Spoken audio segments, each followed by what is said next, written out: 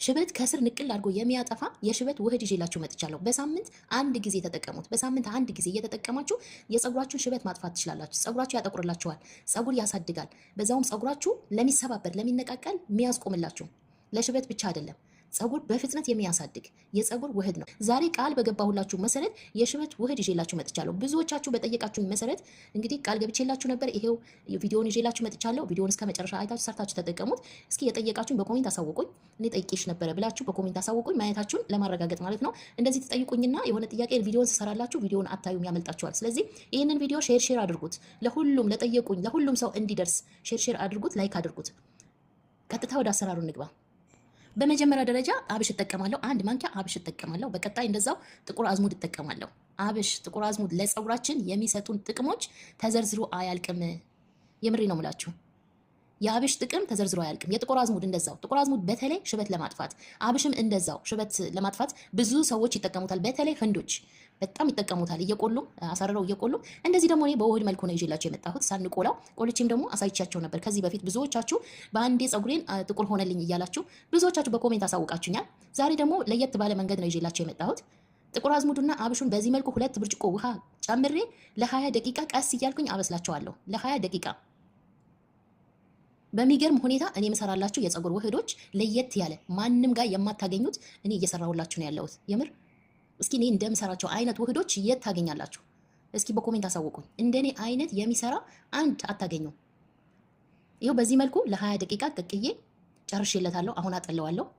ያጠለልኩትን ውሃውን ሌላ ነገር እሰራበታለሁ። እነዛው ይሄንን አንጥለውም። የቀቀልነውን እንዴት አድርጌ እንደምሰራ ሰርቼ እንዴት አድርጌ እንደምጨምረው አሳያችኋለሁ። ይሄንን ቪዲዮ ግዴታ እስከ መጨረሻ ማየት ይጠበቅባችኋል፣ ሙሉ አሰራሩን እንድታዩ። አንድ ጊዜ ብቻ ስትጠቀሙት ለውጥ የምታገኙበት የፀጉር ውህድ ነው። አያችሁት? ይሄንን አንጥለውም። እንዴት አድርጌ እንደምሰራ አሁን አሳያችኋለሁ። አንድ ቀይ ሽንኩርት ግማሹ ነው የምጠቀመው። አንድ ቀይ ሽንኩርት አጥባችሁ በዚህ መልኩ ትቆራርጡና አንድ ላይ መጀመሪያ ከቀቀልነው ግብአቶች ጋር አንድ ላይ ፈጭተን ነው የምንጠቀመው። አሁን አሳያችኋለሁ። ግማሽ ሽንኩርት በዚህ መልኩ እቆራርጠዋለሁ። አንዱ ሙሉውን መጨመር ትችላላችሁ፣ እንደ ፀጉራችሁ ብዛት ነው። እኔ ግማሽ ሽንኩርት ነው የተጠቀምኩት። እንደዛው ዝንጅብል እጠቀማለሁ። ዝንጅብል ለፎሮፎር ለፀጉር እድገት የሚገርም ነው። ዝንጅብል የምታገኙ ፈጭታችሁ ብቻ እንደ ስፕሬ ተጠቀሙ። ከሽንኩርት ጋር ራሱ ፈጭታችሁ እንደ ስፕሬ መጠቀም ትችላላችሁ። የምር ፀጉራችሁ ማሳደግ የምትፈልጉ ፀጉራችሁ ማሳደግ የምትፈልጉ ከውስጣችሁ ከላያችሁም ግዴታ ራሳችሁን መጠበቅ ይጠበቅባችኋል። ውስጣችሁ የሚፈልገው ነገር መስጠት፣ ከላይም ደግሞ የሚፈልገውን ነገር መስጠት፣ ለፀጉራችሁ ብቻ ሳይሆን ለጤናችሁም ጭምር። ይኸው በዚህ መልኩ ሽንኩርትና ዝንጅብሉን ቆራርጬ አንድ ላይ አደባልቂያቸዋለሁ ከቀቀልኩትን አብሽና ጥቁር አዝሙድ ጋር። አንድ ሚጣል የለም ብያቸዋለሁ። አንጥለውም። ፈጭቼ እንዴት አድርጌ እንደምጠቀም ከውህድ ጋር ከምሰራው ገና እየሰራው አሳያቸዋለሁ። ከምሰራው ውህድ ጋር እንዴት አድርጌ እንደምጠቀም አሳያቸዋለሁ። በጁስ መፍጫ መፍጨት ትችላላችሁ። ባላችሁ እንግዲህ በጁስ መፍጫም ሆነ ወይም መፈቅፈቅ ትችላላችሁ። እንትኑ መውቀት ትችላላችሁ፣ መፍጫ የሌላችሁ ማለት ነው። አብሹና ጥቁር አዝሙዱን አንድ ላይ መውቀት ትችላላችሁ። እዚህ ጋር መጀመሪያ ያጠለልኩትን አብሽና ጥቁር አዝሙድ አንድ ላይ በ2 ብርጭቆ ውሃ ቀቅዬ ያጠለልኩትን 2 ማንኪያ ነሻ ጨምሬ እሰራቸዋለሁ። 1 ማንኪያ ቡና ጨምርበታለሁ። ነሻውን በዚህ መልኩ ከበጠበጥኩት በኋላ 1 ማንኪያ ቡናው ግን ደቃቅ መሆን አለበት። የሀገራችን ቡና ስትጠቀሙ በመጀመሪያ ላይ አፍልታችሁ አንድ ላይ ማቀላቀል ትችላላችሁ። ምንም አይነት ነገር እንትን መኖር የለበትም ፀጉራችሁ ላይ እንዳይቀርባችሁ ማለት ነው። እኔ የተጠቀምኩት ኑስካፌ ነው። ኑስካፌ ቶሎ ስለሚሟማ ኑስካፌ ነው የተጠቀምኩት። ወይም ከሽንኩርቱ ጋር አንድ ላይ ወይም ውህዱን ስትሰሩ 1 ማንኪያ ልክ እንደዚህ እንትን ካላችሁ በኋላ መጨመር ትችላላችሁ። ከውህዱ ጋር ከሽንኩርቱ ጋር አንድ ላይ አድርጋችሁ ታጠሉትና የተወቀጠ ትልልቅ ካለበት ማለት ነው። ይሄው በዚህ መልኩ ለ1 ደቂቃ ቶሎ ነው የሚደርሰው። በዚህ መልኩ ሰርቼዋለሁ። ታምረኛ የሆነ የፀጉር ውህድ ነው። የምሬ ነው ብላችሁ እኔ ተቀብቼ ስላየሁት ነው እንደዚህ በኮንፊደንስ ምነግራችሁ ማለት ነው። እንዳያመልጣችሁ። ሽበት ያለባችሁ ብቻ ሳይሆን ሽበት የሌለባችሁ መጠቀም ትችላላችሁ። ለምን ፀጉር ያፋፋል፣ ፀጉር ያሳድጋል፣ ለሚሰባበር ለሚነቃቀል ፀጉራችሁ ያሳድግላችኋል። ሁላችሁም ተጠቀሙት። በተለይ ፀጉራችሁ ጥቁር እንዲሆን ሻይን እንዲሆን ያደርግላችኋል። ያማረና በቃ ጥቁር ያለ ፀጉር እንዴት ነው አያምርም? በዚህ አጋጣሚ እኔ የምሰራቸው ውህዶች ለሴት ብቻ አይደለም፣ ወንዶችን መጠቀም ትችላላችሁ። ከዚህ በፊት ብዙ ወንዶች እየተከታተሉኝ ነበረ፣ ብዙዎቻቸው እየጠየቁኝ ነበረ። አሁን እየጠየቃችሁኝ አይደለም፣ የት ሄዳችሁ ነው ወንዶች ማለት ነው። የኔን ቪዲዮ ተከታትላችሁ ሀሳብ አስተያየት ካላችሁ ጠይቁኝ። እኔ በምንም ነገር ዝግጁ ነኝ፣ እመልስላችኋለሁ።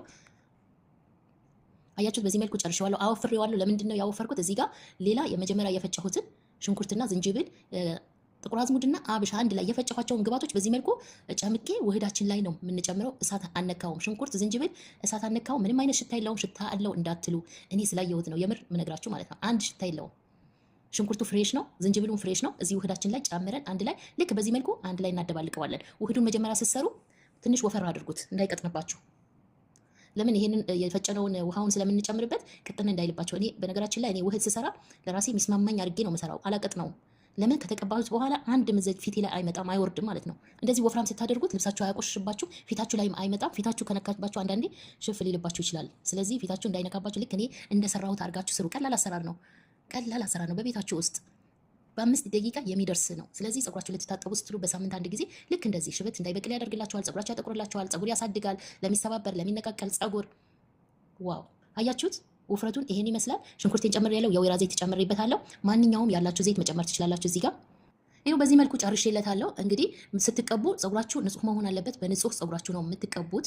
ተቀብታችሁ ደግሞ ለ2 ሰዓት አቆይታችሁ በላስቲክ ሽፍን አድርጋችሁ ታቆዩትና ትታጠቡታላችሁ። ስትቀቡ ከስር ጀምራችሁ ፀጉራችሁን ማሳጅ እያደረጋችሁ ጫፍ ድረስ በደንብ አድርጋችሁ ቀብታችሁ ነው እስፍን አድርጋችሁ ለ2 ሰዓት አቆይታችሁ የምትታጠቡት ማለት ነው። ከታጠባችሁ በኋላ የራሳችሁን ያላችሁን ቅባት በእርጥቡ ተቀብታችሁ ወይም ለ4 ወይም ለ2 ጎንጉናችሁ ተውት፣ እንዳይሰባበር እንዳይደርቅባችሁ። ከዛ በኋላ ቀስ እያላችሁ ማበጠር ትችላላችሁ። የዛሬ ቪዲዮ ይህንን ይመስል ነበር። ስለተከታተላችሁ አመሰግናለሁ። ቪዲዮውን ላይክ አድርጉት። በቀጣይ ቪዲዮ እስከምንገናኝ ደህና ቆዩልኝ። ባይ ባይ።